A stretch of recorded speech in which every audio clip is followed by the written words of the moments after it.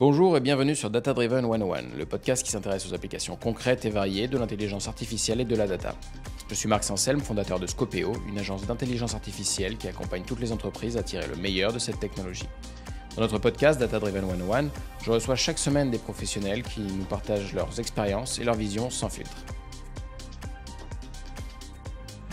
Aujourd'hui, je reçois Sébastien Durand, un financier qui a passé la moitié de sa carrière dans l'audit et l'autre moitié chez Schneider Electric, audit interne, direction financière, normes. Aujourd'hui, il est entre autres dans le développement d'IA générative chez Schneider Electric, groupe français spécialiste de la gestion de l'énergie et des automatismes. Bonjour Sébastien. Bonjour Marc. Alors Sébastien, est-ce que tu peux nous dire avec tes mots ce que fait Schneider Electric en général, même si on connaît un peu forcément, bien et sûr. puis ce que toi tu y fais. Bien sûr. Alors, Schneider Electric, pour faire simple, on propose des solutions à nos clients dans tout ce qui est gestion de l'énergie et des automatismes. Donc moi, ma place chez Schneider Electric, je suis actuellement aux normes, dans l'équipe des normes IFRS, qui est rattachée à la direction comptable et du contrôle interne, elle-même rattachée à la direction financière. Pour expliquer rapidement qu'est-ce qu'on fait aux normes IFRS, la première fonction, c'est, on est conseiller, on est comme des consultants internes auprès des directions financières et des directions comptables dans le monde entier, dès qu'il y a des sujets comptables impactants, qui peuvent avoir des impacts sur les états financiers. Et on est aussi garant aussi de la conformité des états financiers. Voilà. Donc, dès qu'il y aura un sujet sur lequel on doit défendre une position, c'est nous qui sommes garants de cette conformité. On est aussi amené à faire monter en compétence l'organisation. Et c'est là que le projet qu'on va développer plus tard tient toute sa place, notamment par des formations ou par des projets, dont celui dont on va parler très bientôt. Ok. Alors, qu'est-ce que c'est que le AI Hub ? Oui, alors le AI Hub, c'est le pôle dans lequel on a tous nos développeurs, enfin l'organisation en général, dédiée à l'intelligence artificielle. Donc, ils sont basés sur 3 hubs, un à Boston, un à Bangalore et un à Paris. Okay.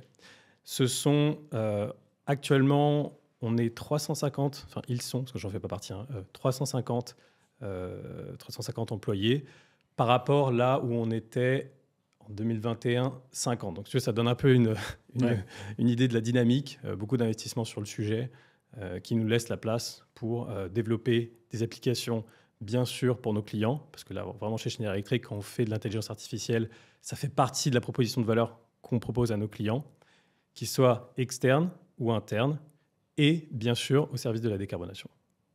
Ok. Alors, au niveau des projets IA, justement, est-ce que tu peux nous parler de ces projets, notamment de projets d'assistant chatbot ? Oui, bien sûr. Alors, effectivement, je vais parler d'abord du projet dans lequel j'étais le plus impliqué, qui est effectivement ce Finance Assistant Chatbot. Qu'est-ce que c'est ? C'est un chatbot qui a été mis à disposition de l'ensemble des collaborateurs, notamment de la fonction finance, bien sûr, puisqu'il va permettre aux collaborateurs d'interroger le chatbot sur toute question qu'ils auraient relative aux normes IFRS, bien sûr, et au contrôle interne. Ok. Donc, c'est, j'imagine, basé sur de la technologie RAG, Retrieval Augmented Generation. Tout à fait. Ouais. Vous avez un corpus de documents qui est des normes IFRS. Interne, voilà. C'est là la spécificité. C'est-à-dire qu'on a, c'est une bonne question parce qu'on a tu as les normes IFRS, si tu veux, qui sont disponibles à tout le monde sur Internet. Ça, c'est les normes IFRS, on va dire, standard.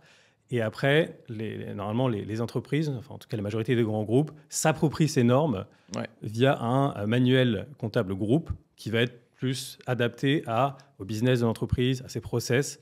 Et c'est ce groupe Accounting Manual, donc là je parle des manuels, il y a aussi le contrôle interne qui a eu le même travail, sur lesquels le bot va piocher l'information. Ok, donc pour bien comprendre les normes IFRS, est-ce qu'on peut définir ce que ça veut dire IFRS ? Oui, bien sûr. Les normes IFRS, c'est les normes, le comptable groupe, en fait, qui ont été mises en place il y a quelques temps, de telle sorte que les entreprises soient comparables de par la publication des états financiers qu'ils ont. Voilà. Donc c'est des normes comptables internationales, voilà, pour faire Ok. ça. Voilà. Et donc, celles qui sont internes, c'est, par exemple, pour comparer les différentes filiales, être capable de consolider. Alors, ça va être pas tant que ça pour comparer les filiales, mais c'est plus pour que les filiales aient une lecture propre à Schneider, donc plus personnalisée, dans laquelle ils vont plus se retrouver. Pardon. Parce que les normes IFRS, elles sont très, comme on dit en anglais, principle-based, donc c'est beaucoup sur les grands principes. Et après, c'est à nous de décliner ça de manière un peu plus détaillée, de telle sorte que les business ils puissent se retrouver et puissent prendre des bonnes décisions. Ok. Donc, vous avez cette source de données qui est donc, on va dire, un ensemble de règles dans des documents. Vous utilisez du RAG pour répondre à des questions. Concrètement, en termes d'interface, qu'est-ce que c'est pour l'utilisateur? Alors, c'est aussi l'avantage de ce chatbot, c'est que l'interface est assez presque transparente par rapport à l'utilisation qu'il a au jour le jour de ces différents outils, puisque c'est intégré dans Microsoft Teams. En fait, c'est une petite app qu'il va pouvoir ajouter dans son Microsoft Teams, et il va pouvoir après la rajouter à gauche dans son écran, et il va pouvoir l'avoir en direct et poser une question, comme si au lieu de poser dans Teams une question à un ami, ou un collègue, il va poser la question au bot. C'est un collègue virtuel, quoi. Exactement. Ok. Et donc, ce bot va répondre en se basant sur ces réponses-là. Qu'est-ce qui fait que la réponse est fiable? Qu'est-ce qui fait que la réponse est fiable? Plusieurs choses. La première, c'est qu'on a un corpus de données qui est quand même assez encadré. Comme je t'ai dit, c'est le Group Accounting Manual, le manuel comptable groupe. C'est aussi la base de données du contrôle interne. On n'est pas comme sur ChatGPT où on a l'intégralité d'Internet qui est ingérée. Donc, ça limite quand même le risque d'erreur. Ça, c'est un premier point. Qu'est-ce qui va rendre la fiabilité aussi? C'est que c'est lié, c'est ce qu'on entend beaucoup dans l'intelligence artificielle et notamment sur l'intelligence artificielle générative, c'est que la data doit être au maximum propre et sécurisée pour que le bot qui va tourner sur cette techno puisse sortir une information fiable. Là, en l'occurrence, c'est vrai qu'en amont, déjà, on avait eu un projet de refonte totale de notre manuel comptable groupe, aussi bien sur le fond, parce qu'on l'a digitalisé, sur la forme, pardon, puisqu'on l'a digitalisé, que sur le fond. On a vraiment tout rebalayé, toutes nos normes, etc. On les a vraiment toutes remises à jour, avec des exemples plus précis, plus par rapport à notre business, encore plus. Voilà. Donc ça, c'est un gros projet qu'on a fait il y a 2 ans, qui fait qu'on a quand même une base de données qui est quand même plutôt propre, voire très propre, sur lequel le bot va aller chercher de l'info. Ok. Alors, j'imagine que c'est basé sur OpenAI pour les requêtes. Tout à fait, ouais. Du coup, OpenAI a vu un énorme... GPT a vu un énorme corpus, dont des notions de comptabilité, etc. Ouais, bien sûr. Comment on sait, d'une certaine façon, si le bot il a répondu à partir de ce qu'il savait déjà, ou s'il a mobilisé des documents qu'on lui avait donnés? Est-ce qu'il y a un moyen de... Alors, pour l'utilisateur, ça sera assez transparent, mais je dirais que de manière générale, le bot, l'avantage, c'est un peu comme ce qu'on retrouve sur Microsoft Copilot, la version publique, on va dire, par rapport à ce qu'a ChatGPT public.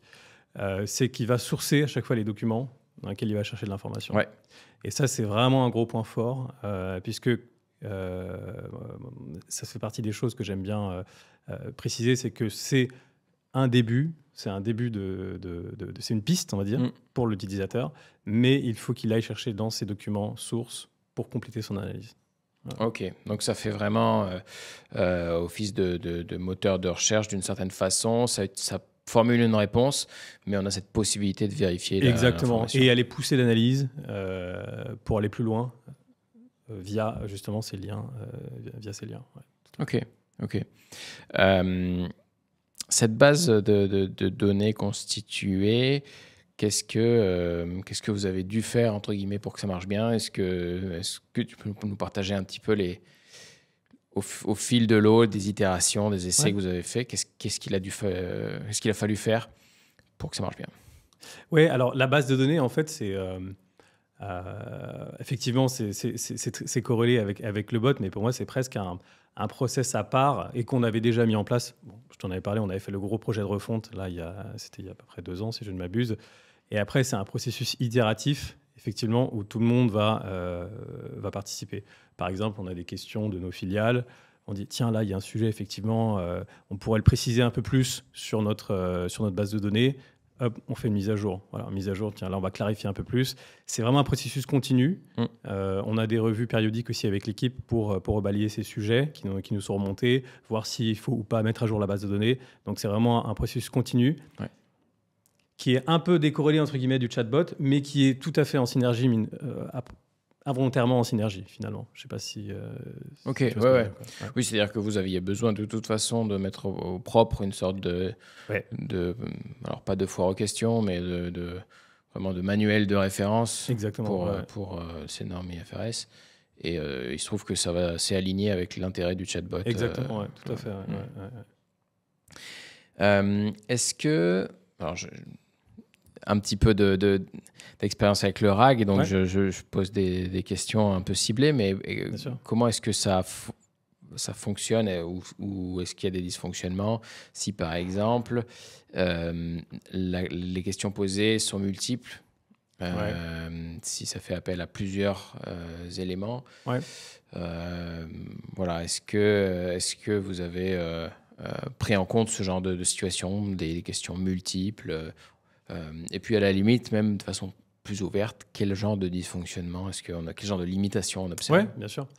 Alors je vais répondre avec ma connaissance fonctionnelle, parce que sur la partie technique, forcément, je suis moins au fait que les équipes techniques du AI Hub. Mais ce que j'ai pu constater déjà, et c'est aussi ce que je constate de manière générale sur les LLM, c'est que ce qui est important, c'est de bien donner le contexte. Et ça, je pense que tu as dû le retrouver aussi dans d'autres cas d'usage, mais bien préciser le contexte. Ça, c'est la première fois. Je vois que parfois, quand le contexte n'est pas assez précisé, le bot va avoir du mal à donner une bonne réponse. Voilà. La formulation, elle doit être claire. Parfois, je vois des questions qui sont posées en live devant moi où, limite, il n'y a pas de verbe, il n'y a pas de sujet. Je pense que le bot, il a besoin d'un peu d'aide aussi quand même pour formuler une réponse. Après, sur les limites, ce qui est pas évident aussi, c'est que l'utilisateur capte bien le scope que je viens de te donner, tu vois, la norme IFRS, contrôle interne, malgré les campagnes de com évidemment qu'on fait, malgré les messages disclaimer qu'on met au début du bot, voilà, pour rappeler quel est le scope du bot. Parfois, les utilisateurs ont tendance à extrapoler un peu le scope du bot et à poser une question qui sera finalement hors sujet. Voilà. Et ça, c'est là où c'est pas évident, voilà, de cerner bien le scope pour l'utilisateur. Parce que normalement, si l'utilisateur pose une question qui est vraiment dans le scope, le taux de précision est quand même très bon. Enfin, des tests qu'on a fait, il est quand même bon. Ouais, tout à fait. Et vous avez des chiffres de précision? Alors, je suis un peu limité sur les chiffres. J'ai des contraintes. Normalement, je ne peux pas partager trop de chiffres. Mais c'est un taux qui est bon. Ouais, tout à fait, et si ce n'est pas bon, on n'a pas une réponse fausse, on a un message qui dit « je ne sais pas ». Alors, si c'est pas bon, un autre point intéressant du bot, c'est que alors soit il va dire je sais pas, ça peut effectivement, et je préfère parfois qu'il dise je sais pas plutôt qu'il me dise quelque chose qui est complètement faux pour l'utilisateur. Et j'ai beaucoup challengé les équipes techniques sur le sujet d'ailleurs pour qu'on arrive de plus en plus à ce niveau de réponse. Maintenant, si la réponse il donne une réponse qui est fausse, que l'utilisateur cerne qu'il est fausse, on a un système de feedback que j'aime beaucoup, puisque c'est ça qui nous permet aussi, après, d'aller travailler dessus et d'aller améliorer l'outil de manière continue en phase d'industrialisation. C'est un système de pouce haut, pouce bas. Voilà. Donc voilà, si l'utilisateur n'est pas satisfait, il met un pouce bas. Ça, l'information, elle remonte chez nous. On voit, après, on a un accès à tous les pouces bas, on voit toutes les questions qui ont été posées. Alors, pas par qui, parce qu'il y a une question de confidentialité, mais on voit à peu près quand même quel pays, etc. Donc, c'est déjà pas mal. Et ça nous permet de faire le tri. Est-ce que la question était hors sujet et c'est l'utilisateur qui a pas bien cerné le scope? Est-ce que la question était pertinente, mais c'est manquant dans nos bases de données? Dans ce cas, l'action, elle est chez nous. C'est à nous de mettre à jour la base de données, puisque effectivement, la question est pertinente. Ou est-ce que la question est pertinente et l'information est bien dans la base de données, mais le bot ne l'a pas trouvée? Donc là, il y a une action pour les devs, pour qu'ils voient pourquoi le bot ne l'a pas trouvé. Voilà, donc en gros, c'est les 3 principales, je dirais, raisons qu'on a pu identifier sur les différentes erreurs. Voilà. Et qui peut faire ce triage? Est-ce que c'est quelqu'un qui connaît l'IA, quelqu'un qui connaît le métier? C'est plus, je dirais, alors l'IA peut, dans une certaine mesure, les gens d'une certaine mesure, mais ça revient très vite chez nous.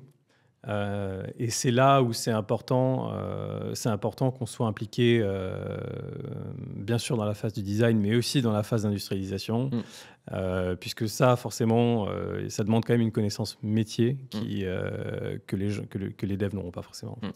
Ouais. Alors ça, c'est côté perf, on va dire, de l'outil. Ouais. Je me pose aussi plein de questions côté adoption, côté vraiment organisation, quoi, équipe. Déjà, est-ce que c'est bien reçu?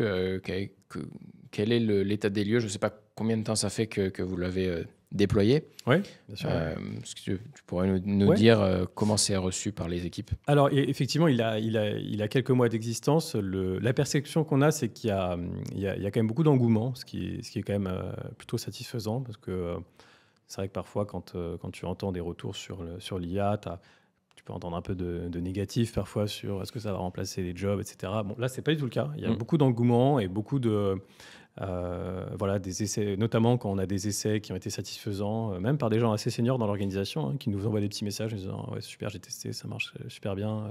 Voilà. Après, il y a aussi forcément, comme on l'a dit, les axes d'amélioration qu'on a évoqués précédemment. Sur l'adoption, ce qu'on fait pour l'instant, c'est qu'on voit, on a mobilisé les équipes du AI Hub, justement, pour nous aider à avoir de la data, c'est-à-dire de voir un peu des trends d'utilisation par mois. Donc ça, c'est un premier point, ça c'est pour l'adoption. Et après, ce qui va de pair avec l'adoption aussi, c'est aussi la précision qu'on a évoquée précédemment. Parce que c'est plus facile d'embarquer les gens quand tu vois que l'outil est fiable et que les gens sont prêts à le vendre. Voilà. Donc, ce qu'on fait, c'est qu'on se fait aider, bien sûr. Pour l'instant, nous, on fait appel à des pays pilotes. Voilà. On voit dans les stats ceux qui sont le plus engagés sur l'outil, qui ont la plus forte appétente. Et là, on a proposé un partenariat il n'y a pas longtemps avec 2 pays qui nous aident à faire ce premier niveau de revue et qui nous aident donc du coup à fiabiliser. Et c'est aussi pas seulement pour aider à fiabiliser, mais pour aussi aider à l'adoption dans leurs territoires respectifs, en complément, bien sûr, de toutes les campagnes qu'on peut faire au niveau corporate, au niveau du groupe. Voilà. OK.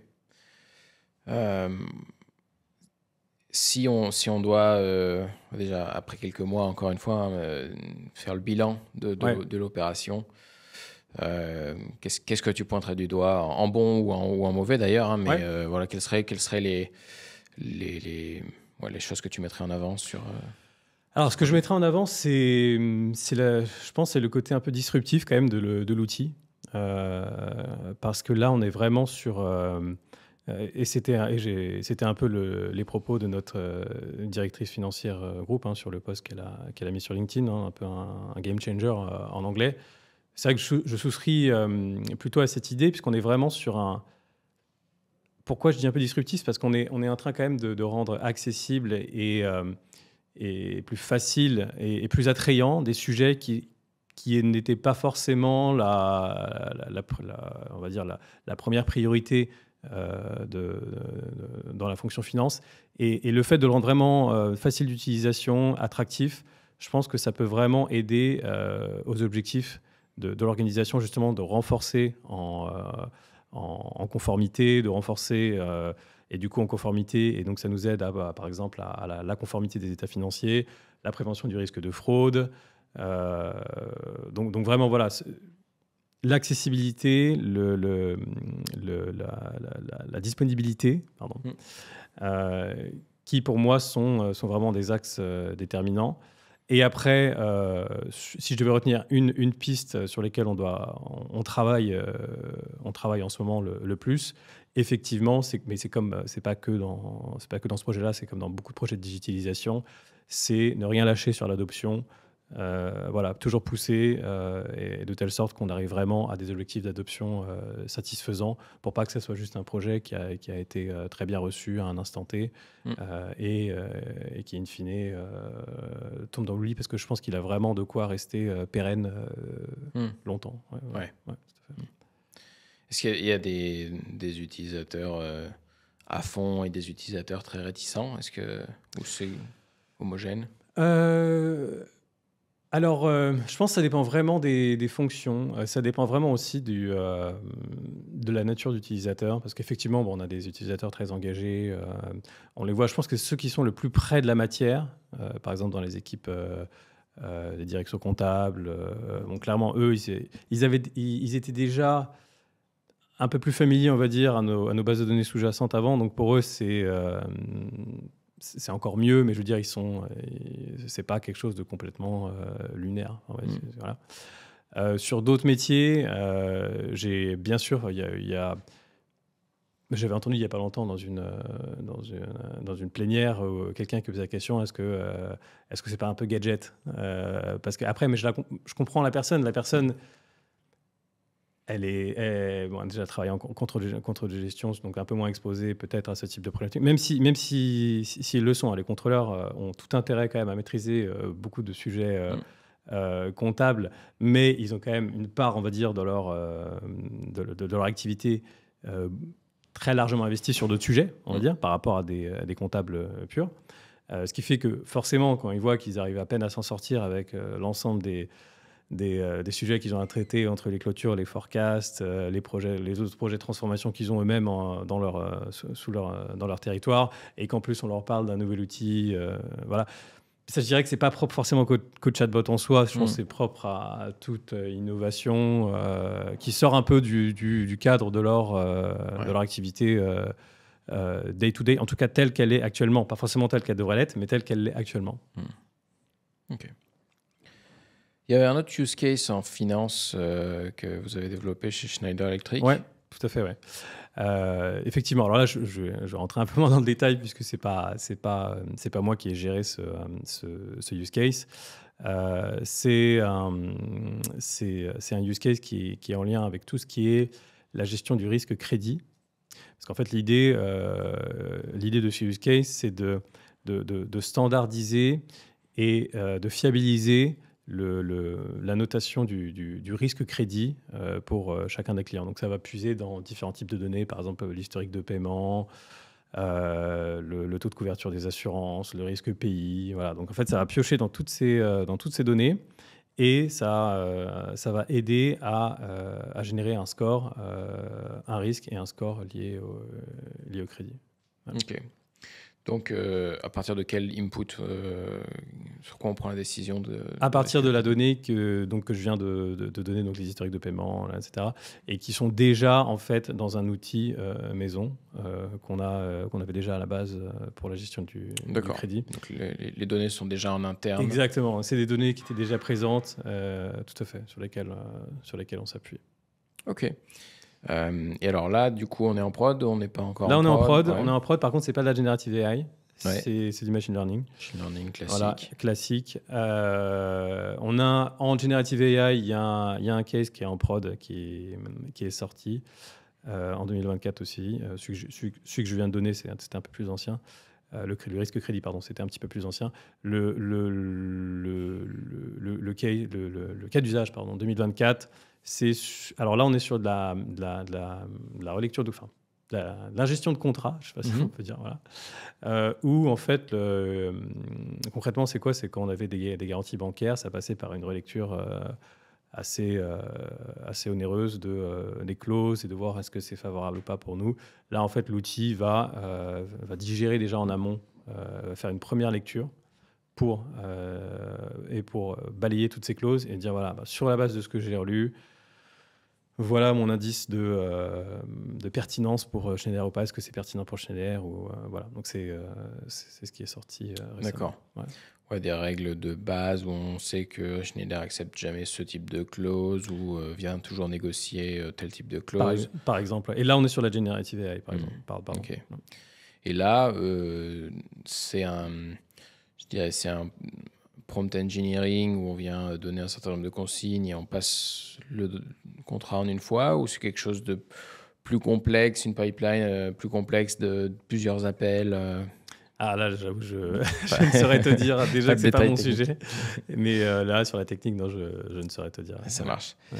Alors, est-ce que tu peux nous décrire des use cases business en production d'intelligence artificielle chez Schneider Electric? Alors, décrire, je ne sais pas, mais je peux te donner des noms en tout cas, puisqu'effectivement, ce n'est pas moi qui les gère, donc je préfère que les gens qui sont intéressés aillent voir. Il y a un use case qui est en production qui s'appelle Microgrid Advisor, un autre qui s'appelle Resource Advisor, et un autre qui s'appelle EcoCare. Voilà. Donc, pour ceux que ça intéresse, c'est dispo dans nos coms. Vous pouvez faire des recherches, même sur Google, et c'est des solutions qu'on propose à nos clients. Ok. Alors, est-ce que tu as des exemples de grands verrous, obstacles techniques qui auraient dû être surmontés pour faire ce que vous faites dans les différents projets IA? Des obstacles techniques? Ah oui, des obstacles techniques. Alors, je pourrais parler de ceux, effectivement, que j'ai évoqués précédemment. Dans les obstacles techniques qu'on a eus, le premier, c'était la lecture du contenu des images. Ça, on a eu du mal, parce qu'en fait, typiquement, dans le manuel comptable Group, parfois tu as des arbres de décision qui sont sous forme d'images. Ouais. Et moi, je voulais en fait qu'ils lisent qu'est-ce qu'il y avait dans les arbres de décision. Ouais, interprété, ouais.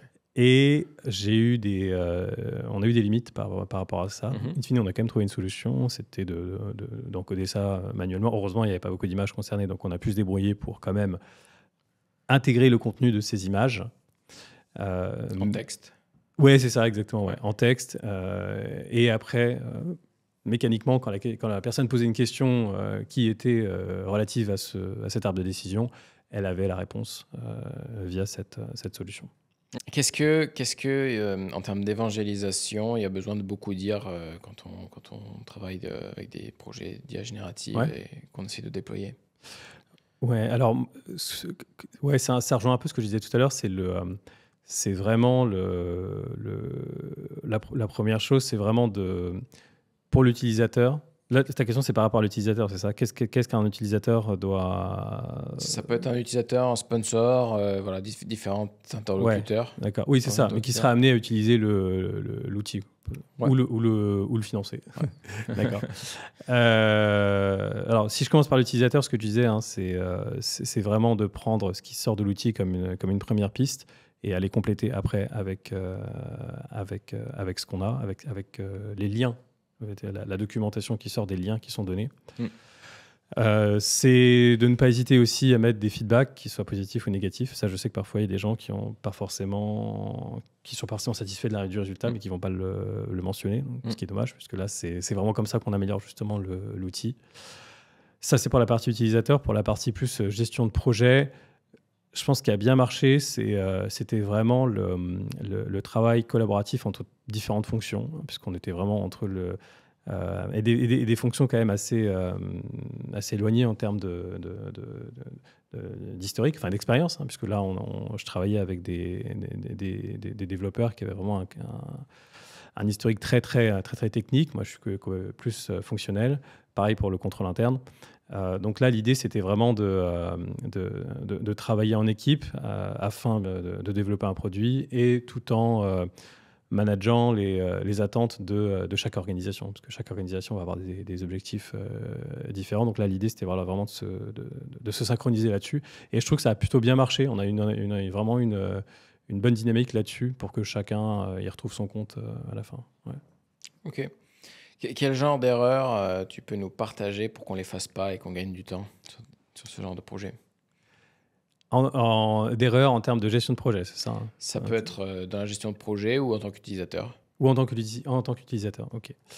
En tant qu'utilisateur, l'erreur que j'avais mentionnée tout à l'heure, c'est effectivement ne pas assez donner de contexte. Voilà, sur la question posée et ne pas formuler la question de manière assez claire et précise, trop télégraphiée. Donc ça, c'est vraiment une erreur classique.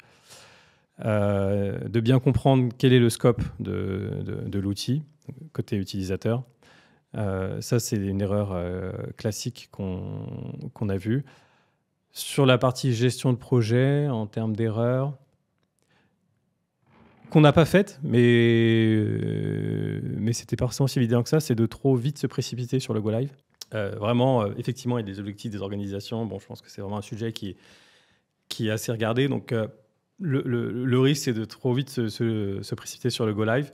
Là, volontairement, nous, on a quand même, on a vu au début qu'on était en phase du UAT, qu'on n'était pas encore prêt, il n'y avait pas encore un taux de précision qui était assez élevé. Donc moi, j'avais poussé quand même pour qu'on continue à améliorer l'outil avant d'aller en go live. Finalement, ça s'est pas joué à beaucoup, hein, ça s'est joué à 2-3 mois d'écart entre les deux. Ouais. Mais je pense que c'était quand même, ça valait le coup. Bon, évidemment, par rapport au taux de perception que tu vas avoir après en go live suite à ça. Ok. Pour toi, aller trop tôt au go live, ça aurait pu casser un peu l'adoption définitivement, que les gens se disent je vais pas redonner la chance au produit, il m'a déçu la première fois. C'est un peu mon avis perso, qui n'est pas non plus à 100%. Alors c'est vrai que je comprends aussi quand on me dit oui, mais tu sais, on y va, les gens savent que c'est une version bêta et que ça va s'améliorer, etc. On peut communiquer dessus. J'étais quand même plus confort à y aller avec un taux de précision qui était quand même satisfaisant, même si c'était pas parfait, mais il était satisfaisant par rapport à un taux de précision auparavant qui nous convenait pas, quoi. Ouais, tout à fait. Alors, est-ce que tu as une anecdote à nous partager? Alors, une anecdote, c'est peut-être comment j'ai été amené à travailler sur le sujet, parce que c'était... finalement, dans mon job actuel, je ne suis pas prédisposé à travailler sur des projets d'intelligence artificielle générative. Ouais. On est aux normes IFRS, ce n'est pas du tout le cœur de la fonction. Là, il se trouve que mon manager, en l'occurrence, avait déjà noté que j'avais une appétence au sujet technique, notamment l'intelligence artificielle, mais pas que. Et en parallèle, il y avait eu une ancienne manager et ma N+2 qui avait fait une formation sur l'intelligence artificielle générative et qui avait eu cette idée. Donc la vision, c'est pas moi qui l'ai eue. Sur le sujet, c'était elle. Et voilà, donc c'était vraiment un concours de circonstances. En même temps, donc je lui ai dit, je peux dégager du temps si tu veux pour travailler là-dessus, ça m'intéresse. Et c'est comme ça que finalement tout s'est engrainé et encore en 6 mois, parce que le lead time de développement, il était environ de 6 à 8 mois, on est passé vraiment d'une idée à un go live sur un sujet qui était quand même très, je pense, à forte valeur ajoutée. Voilà, donc c'est finalement, ce que je veux dire, c'est que même dans un job qui n'est pas du tout destiné à travailler sur ce type de sujet, et je ne sais pas si ça va en inspirer d'autres ou pas, on peut finalement être amené à travailler sur un sujet lié à l'intelligence artificielle générative. Ouais, ça touche beaucoup de secteurs. Exactement. Ouais. Et oui, et une autre anecdote à laquelle je pense aussi, qui vaut le coup d'être mentionnée quand même, c'est que ce projet, le Finance Assistant Chatbot qu'on a développé, on l'a présenté devant un jury interentreprise. C'est un concours qui s'appelle Future of Finance, les Digital Finance Awards, sur lesquels on avait un jury qui nous a évalués avec d'autres entreprises du CAC 40 dans la catégorie innovation. Et on a eu l'honneur de remporter le prix de cette catégorie, ce qui note quand même la reconnaissance du marché sur notre projet et ce qui a été véhiculé dans les réseaux sociaux par notre top management, que ce soit notre directrice financière groupe, le patron du AI Hub également qui a communiqué sur les réseaux sociaux. Voilà, donc on est très fiers d'avoir eu cette reconnaissance du marché sur ce projet-là. Et est-ce que tu as une opinion à nous partager ? Alors, peut-être un peu lié avec ce que je viens de dire, je remarque en fait que la veille technologique, pour moi, elle devrait être faite, alors elle l'est peut-être déjà, mais peut-être encore plus si on pouvait pousser un message, c'est que ça ne soit pas que les équipes techniques qui la fassent, mais aussi beaucoup les équipes fonctionnelles. Et moi, je le vois bien, j'en ai fait mécaniquement beaucoup récemment pour rester au fait des sujets, et je me rends compte en fait que c'est vraiment important, puisque finalement les équipes techniques ont une bonne connaissance technique, mais c'est important que les équipes métiers aussi aient une bonne connaissance technique pour après capter, voilà, parce que c'est eux qui comprennent les besoins fonctionnels aussi, in fine quand même les métiers. Donc, qu'ils puissent vraiment mieux faire le pont entre les besoins fonctionnels et la technologie qui peut satisfaire ce besoin fonctionnel. Quel autre projet IA sont dans les tuyaux chez Schneider Electric? Les autres projets IA dans les tuyaux Schneider Electric? Ouais. Alors là, si je te donne l'info, je vais avoir un coup de règle. Non, déjà, je les ai pas tous en tête, puisque je suis pas dans le secret des dieux. Et ceux sur lesquels on communique, c'est ceux sur lesquels on est déjà en prod. Ceux sur lesquels on communique à l'extérieur. Voilà. Alors, quel invité est-ce que tu aimerais entendre au micro de Data Driven 101 dans un prochain épisode? J'aimerais bien voir un